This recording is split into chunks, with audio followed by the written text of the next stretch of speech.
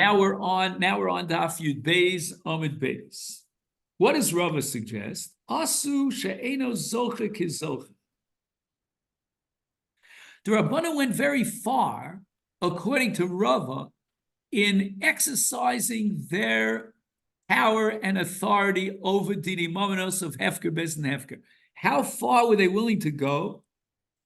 They were willing to say that even though, as a general rule, a katan cannot acquire ownership, he doesn't have a yad, but nevertheless, in this case, they're going to give him a yad so that he could be zocher, and then he'll give it to his father, even though his father, according to Rabbi Yossi's lemechta l'shlish revia, is a baal bayis. Why did the Rabbanan go so far?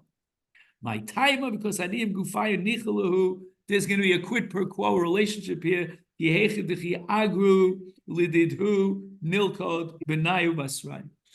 What they do is they make an unspecified, unspoken agreement.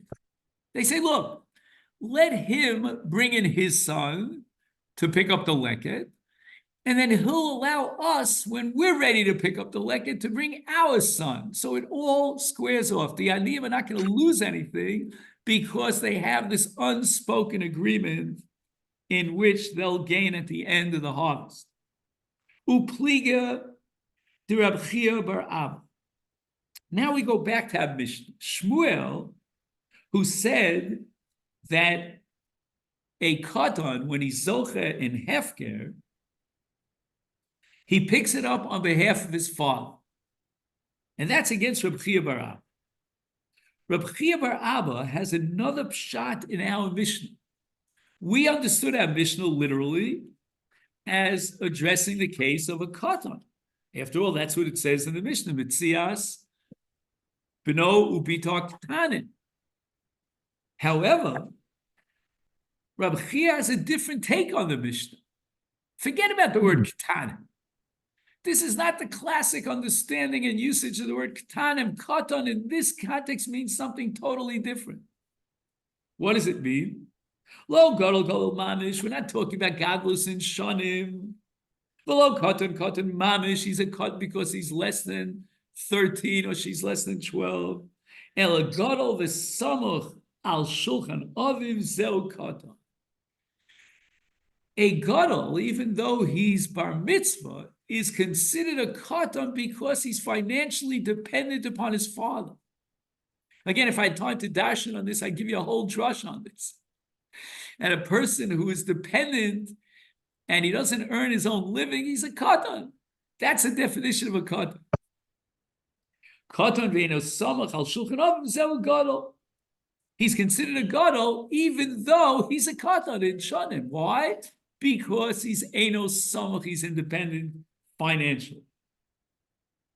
So Reb Chia bar Abba holds that what underlies the logic of our Mishnah is that when a father is supporting his son financially, then Chazal awarded the father any Metziya that the son finds. Again, it's a quid pro quo, like in Ksuba, Mishum Eva. In other words, if the father is supporting his son, he expects that at least in return, the son would pick up, even if he's a gadol, would pick up a Metziya on his behalf.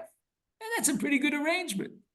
I mean, I'm supporting my son, cost me 50,000, okay, in Canadian money, let's say it cost me $70,000 a year to support my son. At least, Koch, give me a Metziya. You found a couple of coins in the street here. You know, you went sifting in the sand. You know, in Lake Ontario, I don't know where you went. So you can't give it to me? So that's what the Rabbanan established.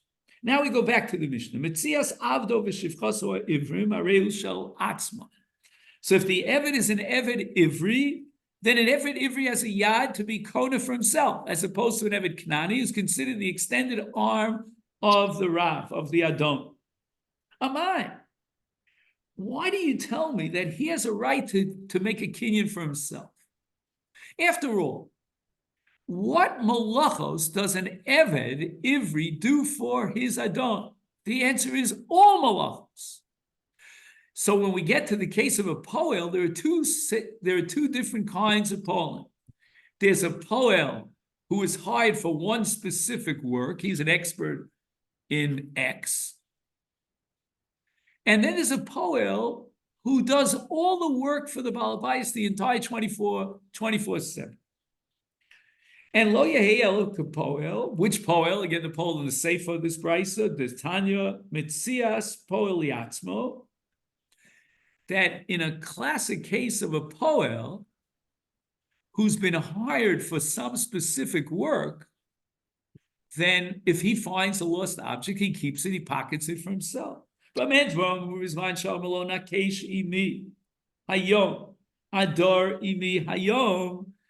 hires a worker for a specific malacha, whether it be nikush is weeding, or whether it be adar is digging, for purposes of charisha. I want you to do every malacha. I'll give you instructions. From 8 to 9, you'll do this. From 9 to 10, you'll do this. You're going to be occupied the whole day. And that was the agreement. I basically own your yacht for all malachas. Is then Metziya asal ba'al bayis. He doesn't have his own yacht. So here's a poel who is hired for the entire day's work of every single malacha under the sun, and his yad is now the yad of the Baal Bayis, which means that any hefker object that he picks up automatically accrues to the Baal Bayis. Now, in the case of an Eved Ivri, what kind of poel are we talking about? Does an Eved Ivri establish avdus for one particular malacha? Absolutely not. The Eved Ivri has to do every malacha for his adon. And if his adon will ask him to shine his shoes for him, he'll have to shine his shoes for him. And therefore, he should not be worse than a regular poel who's considered the extension yad of the Baal Bayis. And therefore, if he finds a Metziya, it should go accrue to the Baal Bayis. Why does the Mishnah say Harei Shalom? And how? Now we have three answers to this question. When I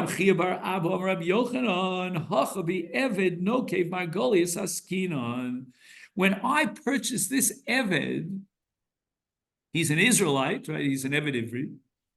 He's a very, very exceptional, skilled worker in one particular area.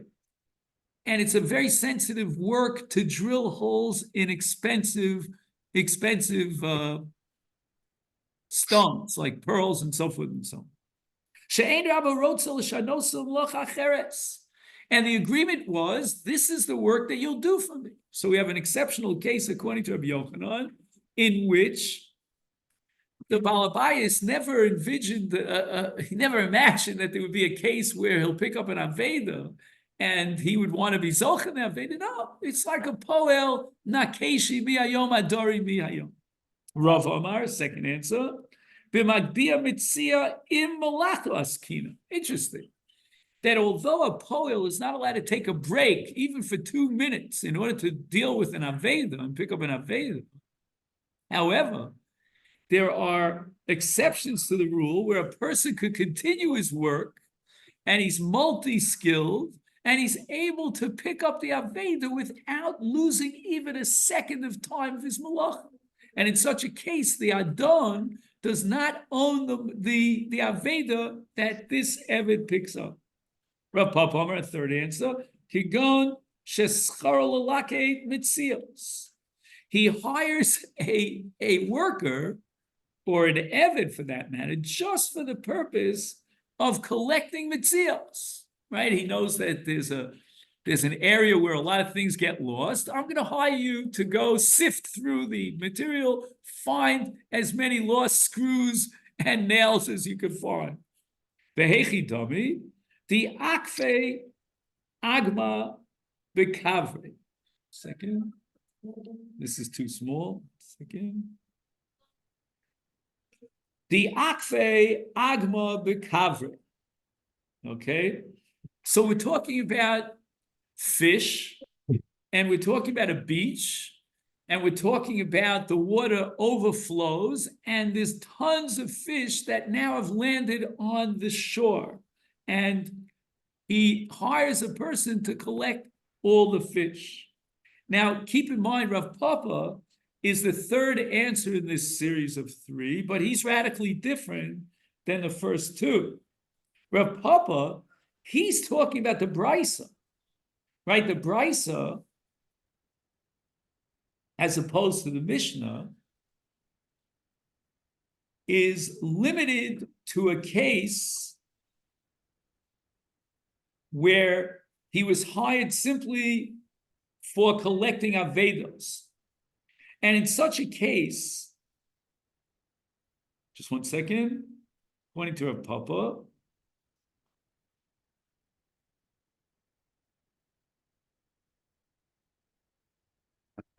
According to Rav Papa, when the Brisa says, again, let's go back to the quote of the Brisa, Asei imi malacha hayom, and in such a case, Metziya l'balabais, it's not because, as we understood it, Asei mi hayom means he was hired for all the malachos, but rather he was hired for the malacha of collecting mitziyos. And if that's what he's hired for, then obviously when he picks up the fish accrues to the balabais. Hi, shivcha hechidom. What's the case in our Mishnah in the shivcha, where if she's a shivcha, or we call it an amavriya, she's a Jewish shivcha, she keeps the aveda for herself. If she's already produced saros, then my boy gabe. The Gemara establishes in the third Perkik Subas and Elu Nairis that Bagrus and Amhus are a Tarti Desasri. So if she became a Bogeres through Shtei Saras, then she's no longer no Mivriya. And if that be the case, she goes free from her father. So how could it be that the father would be Zochen HaMetziya? She's no longer no Mivriya. Obviously, by Prasabunay, she didn't bring Shtei Saras. So if the father is still alive, Isay means he's existing, then the Avua Havi. Then how could the Mishnah establish that in such a case it belongs to her?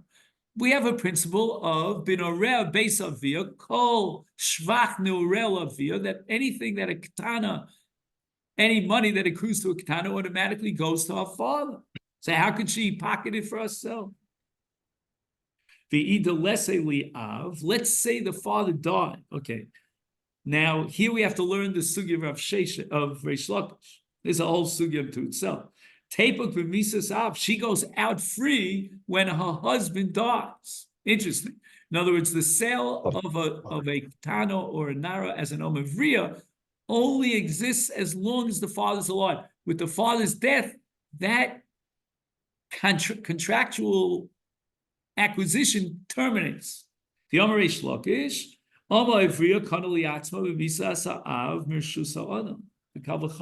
okay, if we have time, we'll go through the Kavachom Reish Lakish, but the Gemara doesn't quote it here. So the Gemara says, what do you mean? You're saying that it's impossible that the father died, because if the father dies, she's no longer a Shivcha.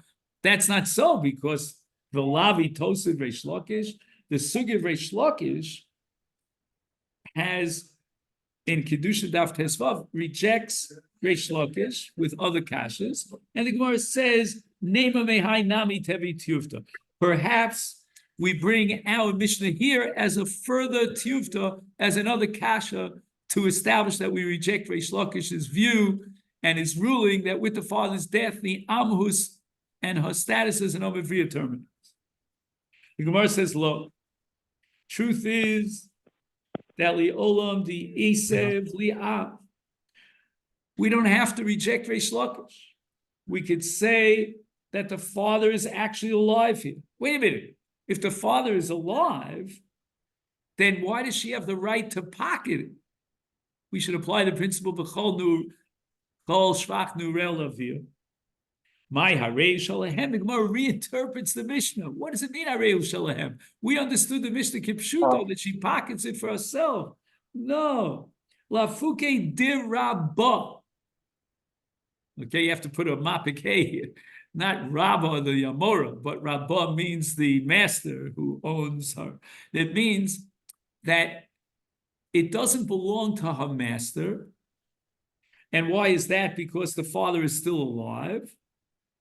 But on the other hand, what the Mishnah is trying to say is that in the case of a Shivcha Bas Yisrael, right, an Amavriya as we call her, her Metziya does not belong to her master, her Rav, but it's not hers.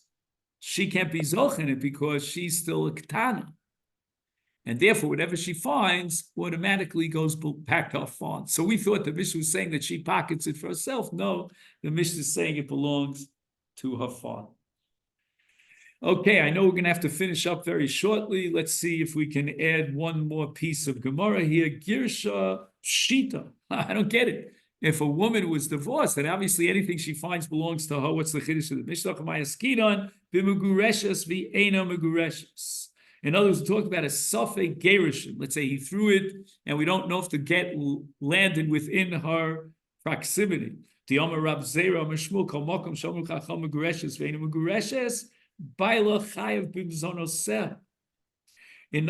if it's a safek, whether the chiyuv mizonos of the father terminates because the divorce was chal, then we assume that the chiyuv mizonos continues until we can establish with total certainty that the gerushin was chal. Taima my omer abana Metziya isha lepaila ki hechi lo tehavile eva. This is the quid pro quo, that the reason why her Metziya goes to the. But here in this case, he gave her a divorce. Hacha isle eva vi eva. Here, there's eva already. He gave her a get. Again, it's a suffix where the gerushin was chal. But here, we're not going to say that Metzias ha'isha lebayim. Okay, then, so here we got up to the Mishnah, and I'm going to ask Rabbi Rhodes if he has a minute to finish the daf. And it was very nice to learn with you guys. I mean, Thank you. I feel the warmth of Canada, you know. Thank you. Good.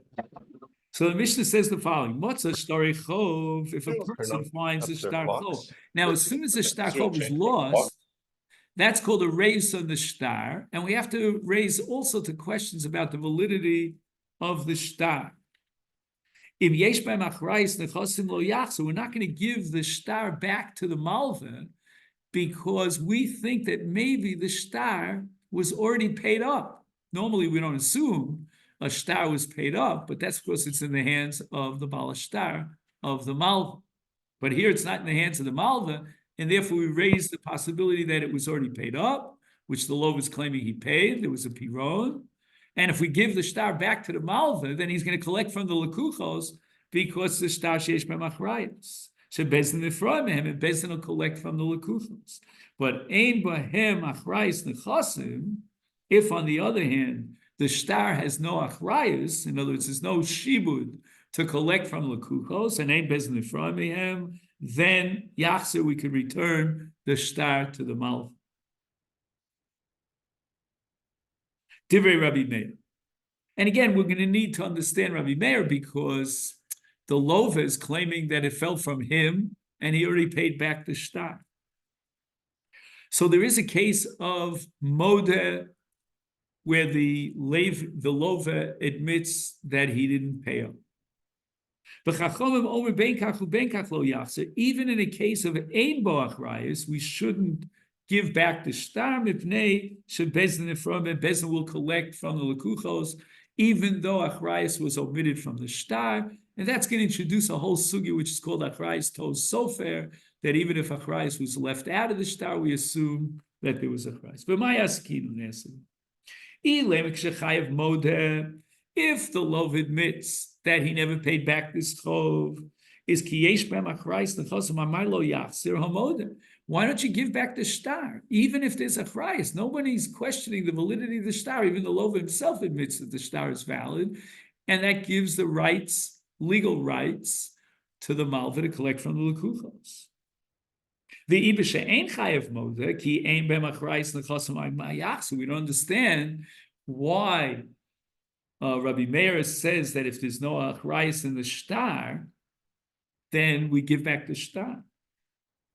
Nehid gavi mishabde mibnei chori migva gavi. Then the malva will be able to collect the chov, and we think that maybe the chov was already paid up. Now he's going to collect the second time from the lova. The olam kishachayev moda. The lova admits that he did not pay up the chov. But what chashash are we going to raise? What suspicion are we going to raise once the shtar was dropped and it was lost? This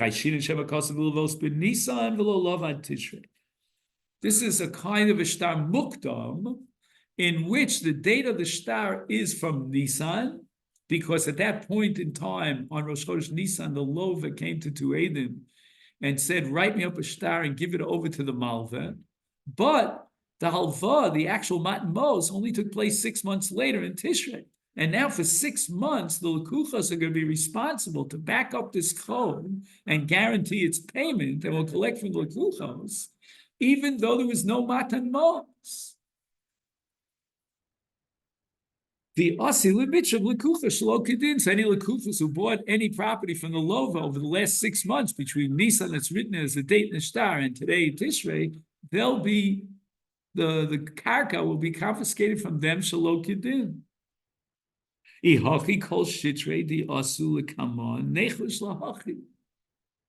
Why don't we say about every shtar that maybe the shtar was written in Nisan because at that point the lova commissioned the Eidim to write the shtar, but the matan mos did not take place until 6 months later, and you're going to rip off the lekuchos. Gemara says, "Kol shtari lo rei, hani rei." The only reason we're going to raise this possibility is because of the reisa in the fact that the shtar was lost.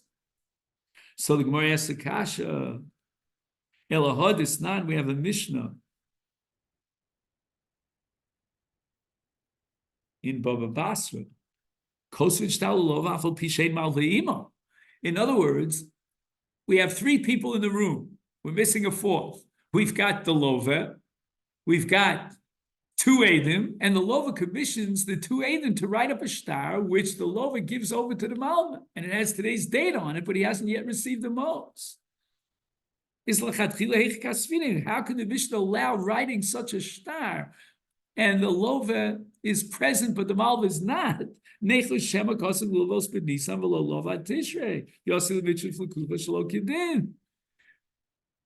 all, if the malva is not there, the Eidim don't know that there was a matan mos. Maybe the matan mos is going to take place months down the line. Amar of Asi, and here we'll turn to Daf Yud Gimel.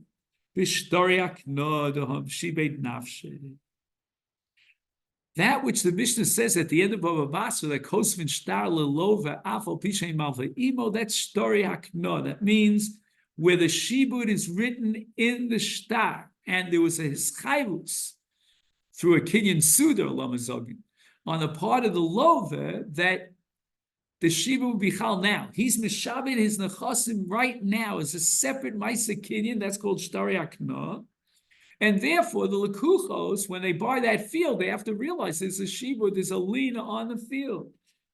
Ihachi masnisa de katani and yesh b'em achrayis nechasim lo yachzir the ukmak shechayev modeh umishum shema kosav lulvos ben Nisan v'lolov ad Tishrei yosi lemitzrav lekucha shelo kedina my lo yachzir. Why don't you give back the shtar to the malva in a case of what?